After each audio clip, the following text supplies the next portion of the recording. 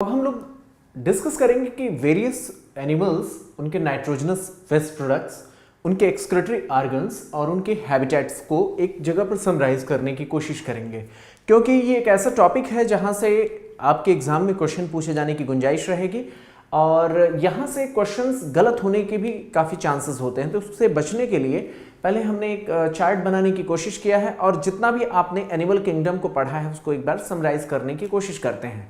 Target यही रहेगा कि एनिमल कहाँ पाया जाता है और उसके पास वाटर की कितनी अवेलेबिलिटी है, उस आधार पर उसका नाइट्रोजनस वेस्ट प्रोडक्ट तय होगा।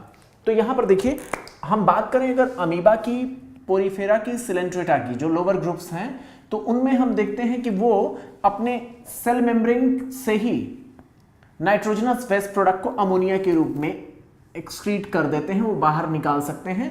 ये मैक्सिमम फ्रेश वाटर या कुछ मैरीन वाटर में पाए जाते हैं, लेकिन इनके लिए पानी की इतनी दिक्कत नहीं होती है, इसलिए ये सेल मेम्ब्रेन से अमोनिया के रूप में अपने नाइट्रोजनस वेस्ट प्रोडक्ट को सीधे डिफ्यूजन के द्वारा ये बाहर निकाल देते हैं।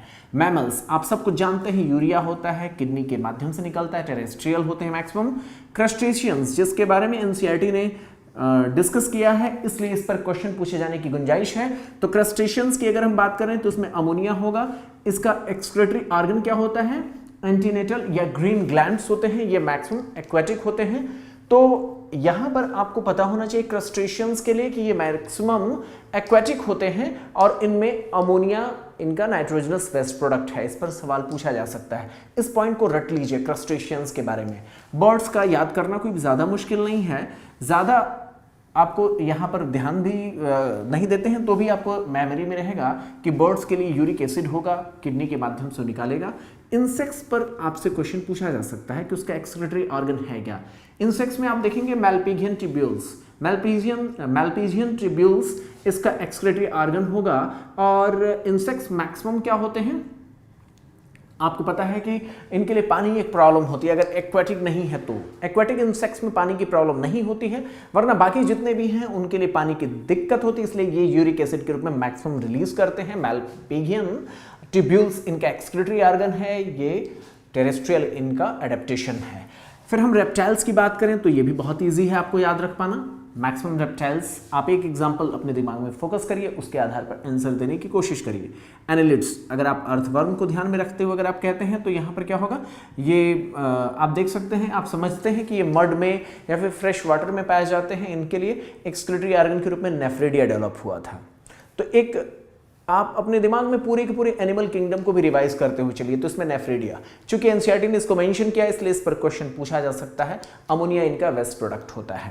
एम्फीबियंस की बात करें तो एम्फीबियंस में भी आपको फ्रॉक और टेडपोल का एग्जाम्पल याद रखना चाहिए। यंग यानी टेडपोल के रूप में अगर आप याद करें तो आपको पता है कि उसके लिए पानी की कोई दिक्कत नहीं होती है, वो गिल्स के द्वारा अमोनिया को रिलीज कर सकता है, एक्वेटिक हैबिटेट होता है। जबकि जो एडल्ट है उसमें यूरिया के रूप में नाइट्रोजनस वेस्ट प्रोडक्ट रिलीज होते हैं। किडनी उसका एक्सक्रीटरी ऑर्गन होगा, टेरेस्ट्रियल एडेप्टेशन होता है। वहीं हम बोनी फिश में चलते हैं तो बोनी फिश में वैसे तो अगर आप एडवांस लेवल पर बहुत सारी चीज़ें निकलती हैं, टीएमओ भी उसका एक एक्सक्रीटरी प्रोडक्ट होता है, लेकिन वहाँ तक आपको नहीं जाना है। आपको पता होना चाहिए कि बोनी फिशेज में अमोनिया इनका एक्सक्रीटरी प्रोडक्ट होता है और ये गिल्स के द्वारा, आपको मैंने बताया था, अमोनियम आयन के रूप में निकालते हैं। बोनी फिश मैक्सिमम एक्वेटिक इनका हैबिटेट होता है, फ्रेश वाटर ये होते हैं। कार्टिलेजिनस फिश, कार्टिलेजिनस फिश का एक एग्जाम्पल भी अपने दिमाग में याद रखते हुए आप याद कर लीजिएगा, क्योंकि ये सवाल आपसे पूछा जा सकता है। कार्टिलेजिनस फिश या फिर मैरीन फिश या इसका एक एग्जाम्पल लेते हुए आपसे सवाल पूछा जा सकता है, इसलिए एनिमल किंगडम से इसको लिंक करके सवाल याद रखिएगा। ये नहीं कहना है कि ये सवाल एग्जैक्टली मेंशन नहीं था, क्योंकि एनसीईआरटी एक चैप्टर को दूसरे चैप्टर से लिंक करके क्वेश्चन बनाते हैं, तो इसलिए कार्टिलेजिनस फिश का एग्जाम्पल याद रखिए। उसको मैरीन फिश भी कहते हैं, उससे यूरिया उसका एक्सक्रीटरी प्रोडक्ट है, किडनी वहाँ पर मदद करता है और सी वाटर से ये रिलीज करते हैं। तो अब ये स्ट्रिक्ट कोई वो नहीं है कि यहाँ किडनी ही होगा, कुछ अपने एडेप्टेशंस भी हो सकते हैं, लेकिन किडनी जनरलाइज्ड वे में बताया गया है।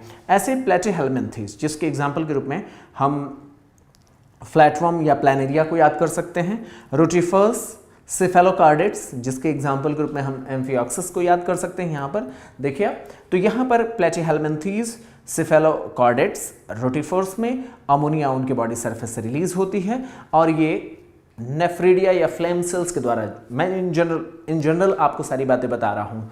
इसका स्ट्रिक्टली ये नहीं कह सकते कि यही नाइट्रोजनस वेस्ट प्रोडक्ट होगा, लेकिन इन जनरल इन सभी में अमोनिया इनका नाइट्रोजनस वेस्ट प्रोडक्ट है। प्लैटीहेल्मिन्थेस हो, सेफेलोकॉर्डेट्स हो या रोटिफर्स हो, तो इनमें प्रोटोनेफ्रिडिया एक फ्लैम सेल्स के द्वारा ये अपने एक्सक्रीटरी प्रोडक्ट को रिलीज करते हैं। तो चूंकि एनसीईआरटी ने इसको मेंशन किया है, इसलिए यहाँ से सवाल पूछे जा सकते हैं, लेकिन जहाँ मेंशन नहीं किया है वहाँ से भी सवाल पूछे जा सकते हैं। एनसीईआरटी ने किन किन पॉइंट्स को मेंशन किया है मैंने उसको यहाँ पर एरो से दिखा दिया है। इंसेक्ट्स हो गए, क्रस्टेशियंस हो गए, एनालिड्स हो गए, और बाकी यहाँ प्लैटीहेल्मिन्थेस, रोटिफर्स के बारे में बताया है। तो मैं आपसे गुजारिश करता हूँ, आपसे रिक्वेस्ट है कि आप इस तरीके से एक टेबल बना लें और जो नाइट्रोजनस वेस्ट प्रोडक्ट हैं उनको याद रखने की कोशिश करें। इससे क्या होगा कि आप एक मेमोरी में, आपके मेमोरी मैप में ये सारी चीज़ें आ जाएंगी, आप इसको आसानी से याद रख सकते हैं।